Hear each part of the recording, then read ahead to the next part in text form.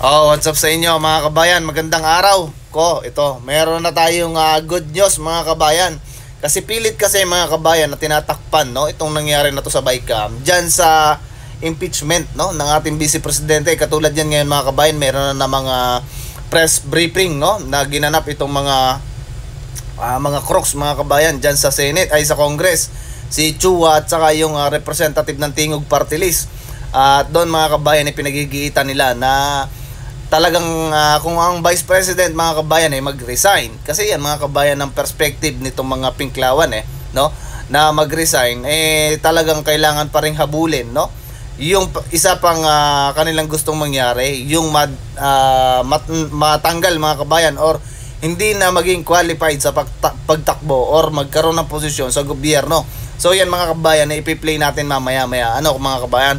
Pero pag-usapan muna natin to sinabi ni Barbers mga kabayan. Oh, ito ang sabi. Vice President Sara Duterte impeachment is people's decision. Kayo mga kabayan, payag ba kayo dito? Decision nyo ba to na gusto natin na ang Vice Presidente ay ma-impeach? At sabi pa niya dito mga kabayan, its signatures for the impeachment is not a vote of a congressman, but the voice of millions of Filipinos we represent. Mga kabayan, kung sino itong mga nire-representan itong mga congressman na to, sino kaya mga kabayan? Baka ito yung mga aliens, no? So, the message of the people is clear. We need this process. Kita ninyo mga kabayan, gustong-gusto nila talaga mga kabayan na matanggal ang Vice Presidente natin, kasi nga mga kabayan, isang malaking threat, no, sa kanilang kakorupsyonan na ginagawa dyan sa Congress mga kabayan ang ating Vice Presidente. Kaya kung sakali ban daw na mag-resign, no, ang ating Vice Presidente, hahabulin pa din nila mga kabayan na to pursue na hindi makatakbo bilang presidente or magkaroon ng posisyon sa gobyerno. Yan yung gusto nilang mangyari mga kabayan. At ito ang good news natin mga kabayan, no.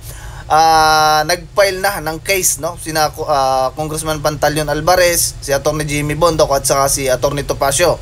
Ito mga kabayan, pushback against the very corrupt HOR led by Martin and Tambalites. So mga kabayan, title pa nito ni Joey de Bebre, no. Ito pa, sabi niya, additional charge of violation of Section 3 of RA 3019, the Anti-Graft and Corruption Practices Act, causing injury to government and the people amounting to 241 billion mga kabayan, itong in-insertion nila, no, including in the complaint along with falsification of legislative documents, revised penal code art 170. Ito pala mga kabayan ng pinail, no, ni na Congressman Pantaleon Alvarez, no, at saka ni Atty. Topacio. There will be an additional respondent from those initially identified during the press conference last Saturday. Alam niyo mga kabayan, kulang pa to, no. Dapat hindi lang si Tambaloslo, si Saldico at saka yung si Dalipi mga kabayan na sinampa ng kaso dito. Dapat sinama din nila dito mga kabayan itong miyembro ng Bicam, kasi mga kabayan sila ang pumirma at nag-approve diyan, diba? Unang-una na dyan mga kabayan, dapat isama nila dyan si Kimbo, kasi si Kimbo mga kabayan ay noong time na yon ay vice chair, no, ng appropriation committee. So siya din mga kabayan na nagbunyag nitong kabulustugan na nangyari dito sa Bicam, no, at inalaw nila na mag-fill up yung mga technical support, no, or technical staff dyan sa mga papel na yan na naging batas. At kung ito man mga kabayan ay hindi alam, no, ni Bongit, presumes natin mga kabayan na wala siyang alam kaya niya napirmahan, dapat mga kabayan magpaliwanag sila, no. Sa bagay naglabas na rin ng TRO, no, ng kailangan sumagot within 10 days itong mga inaakusahan na to doon sa unang ipinail, no, ni na Congressman na Ungab at saka ni Atty. Vic Lorenzo ni Atty. Vic Rodriguez mga kabayan. Dapat sumagot sila, kasama na yan mga kabayan si Secretary, yung sa Secretary, anong pangalan ng mga kabayan, basta yung Secretary mga kabayan dapat kasama din yon mga kabayan na mag-explain kung talagang wala silang kinalaman mga kabayan. Alam ninyo, grabe tayong tinutulunggis mga kabayan ng mga politiko na yan. Yung may isa pang congressman mga kabayan na binagsak yung microphone. So sobrang prostrate na mga kabayan sa nangyari kasi binabas ang mga congressman pumirma ngayon dyan sa impeachment, no mga kabayan. At grabe ang mga ginagawa nila. Para lamang mapagtakpan mga kabayan yung nangyari, pinababiral nila or matindi nilang pinag-uusapan lalong-lalo na sa mainstream media itong impeachment mga kabayan, na marami ang nagsasabi, even yung dating Justice Secretary mga kabayan, di ba?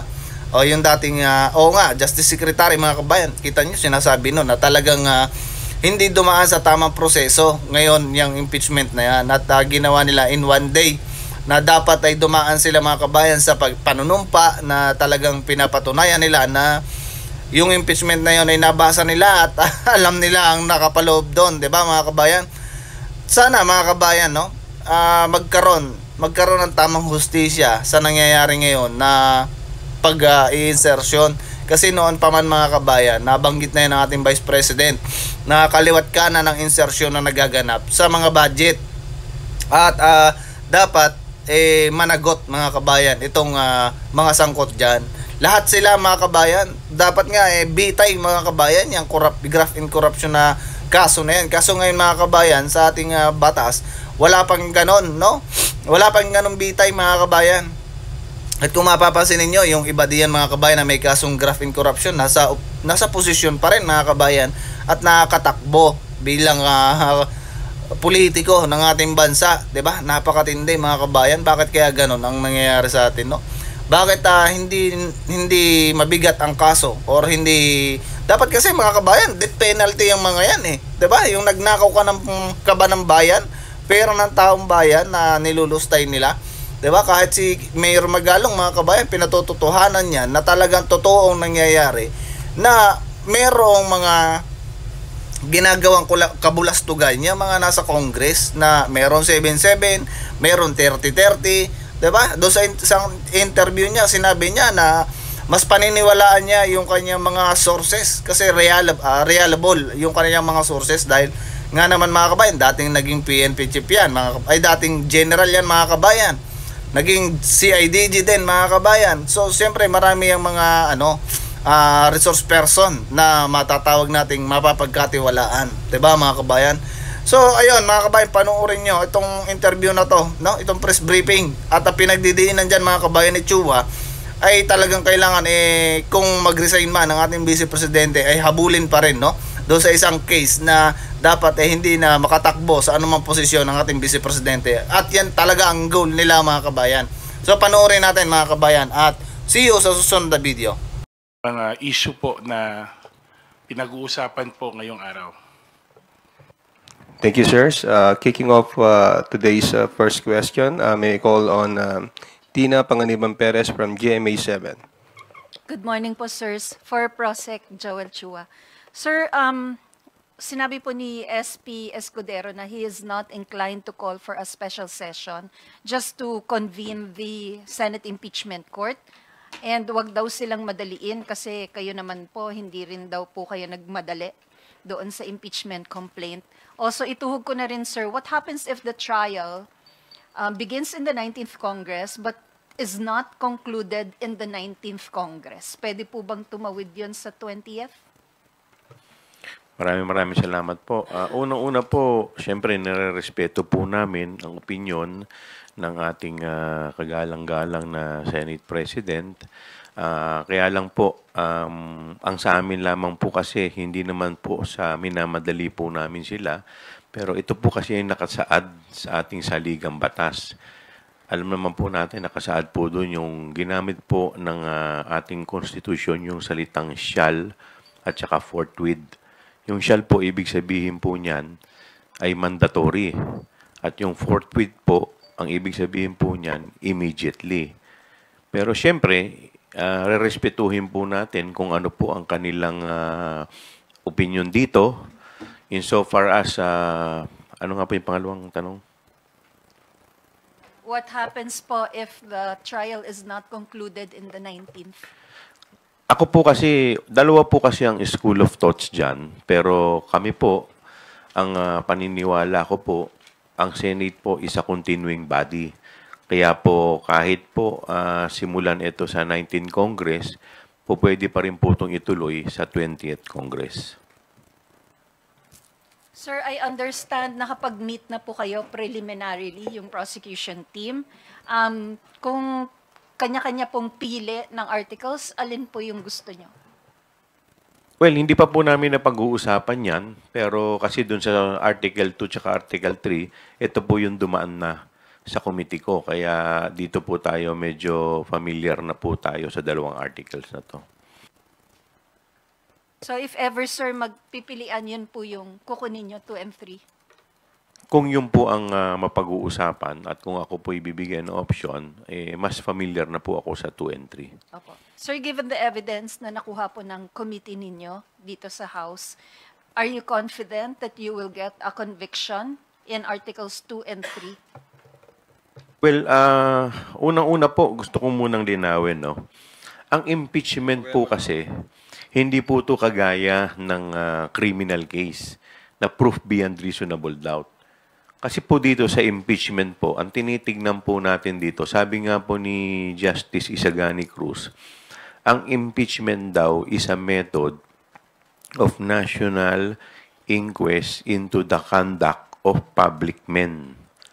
So, ang ibig sabihin dito, ang tinitignan dito yung conduct ng mga nakaupo po na opisyal, lalong-lalo na yung mga impeachable officers, kung titignan po natin, dahil sila po, matataas po yung posisyon nila at yung conduct na hingi-hingi po ay dapat mataas din. Kaya nga po pinili lamang kung ano po yan. So, in any event, pag na-convict naman po, hindi naman po sila makukulong dito. Although, syempre, hindi naman po ibig sabihin nun, hindi na sila po pwedeng kasuhan.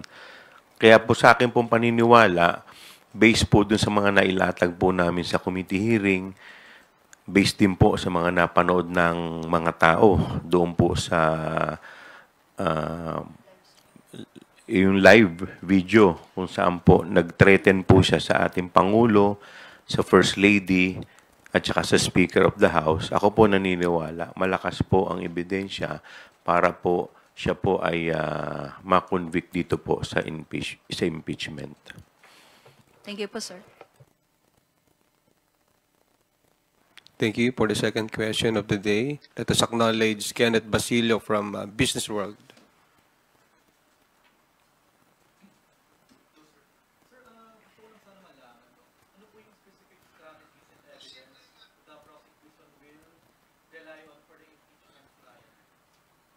Well, hindi pa po kami nag-uusap tungkol dyan sa specific strategies. Dahil unang-una, marami pong mga private law firm na nagvo-volunteer po na tumulong. So, sasalain pa po muna namin kung ano po yung mga private na lawyers ang aming isasama po dito. So, aantayin po muna natin to at syempre, hihingan din natin sila ng kani-kanilang mga opinion.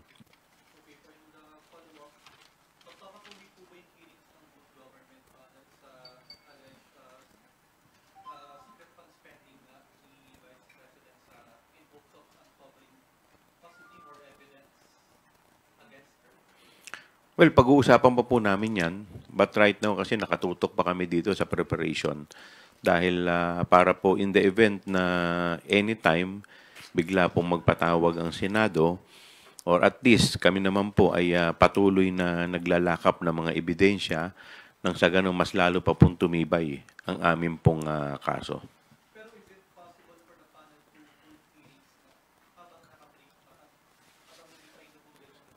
Pwede naman po. Hindi naman po kami barred from conducting committee hearings.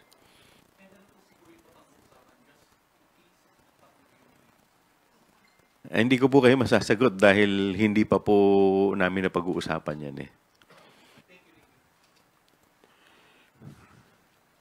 Kong Jude, you may want to react to the questions.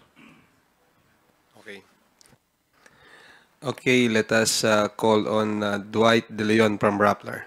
Hello po, good morning po. Question po muna dun sa kasi pag nilitis si Vice President Sara tapos she gets convicted, she faces the penalty of perpetual disqualification from public office. In your opinions po, will she or can she avoid that possibility of a perpetual disqualification if she resigns ahead or during the trial? Well, dalawa po kasi ang school of thoughts dyan eh. Narinig po natin, nagsalita po si Justice Carpio, sinasabi niya na kasi doon po sa kaso po ni Sereno, tsaka sa kaso ni Andres ng Comelec. So, way ahead, bago po nagsimula, nag-resign at hindi na po itinuloy. Pero sa amin po kasi, ang opinion po namin, doon po kasi sa prayer namin, dalawa po yung hinihingi naming relief.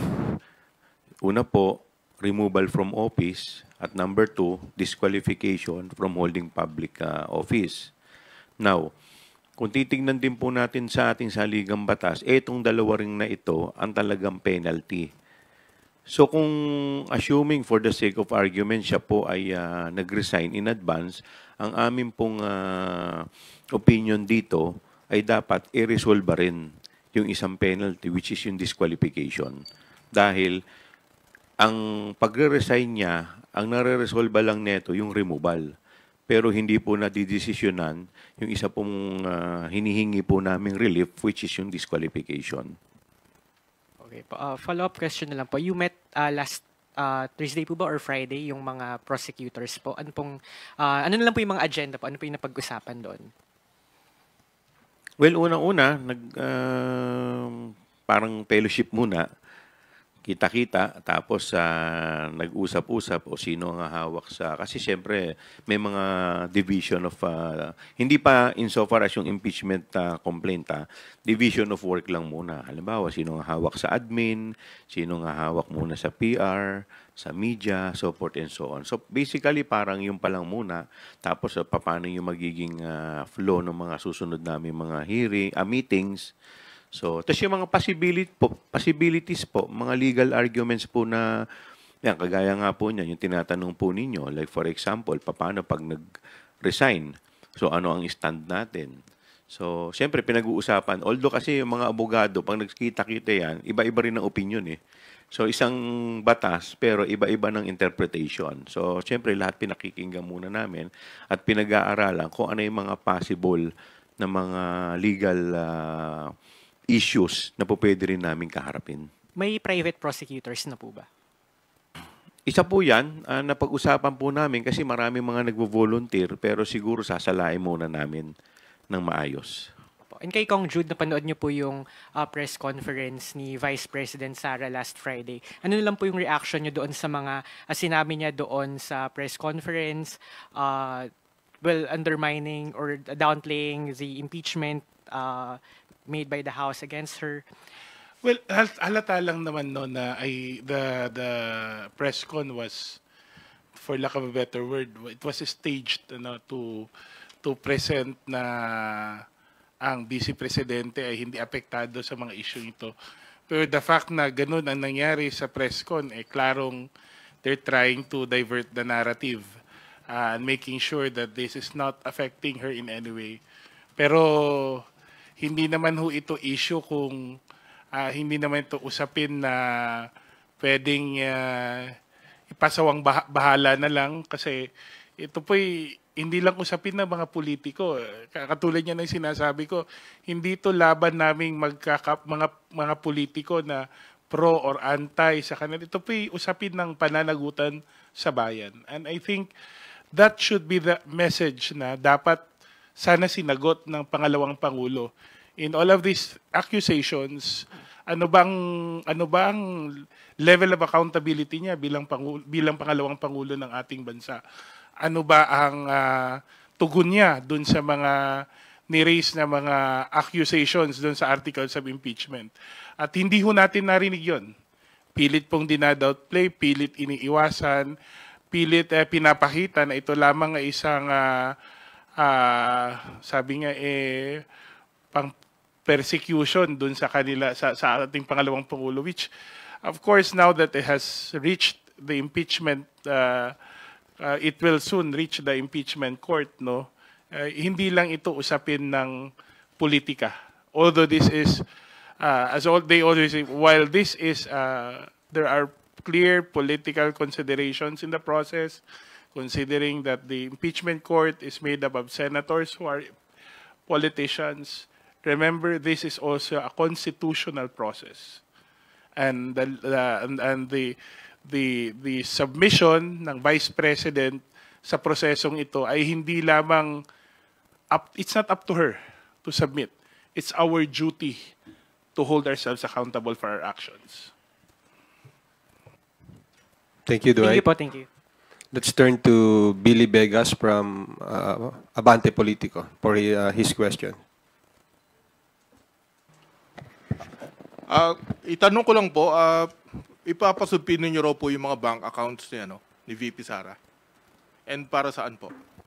Well, ire-request po namin sa impeachment court dahil lang po pwede pong magsabina ay yung impeachment court. So mag-a-apply po kami sa impeachment court na ito'y masabina para lamang po ito sa mas tumibay pa yung mga ebidensya po natin. Ito'y dun sa SALN, sa issue po ng SALN.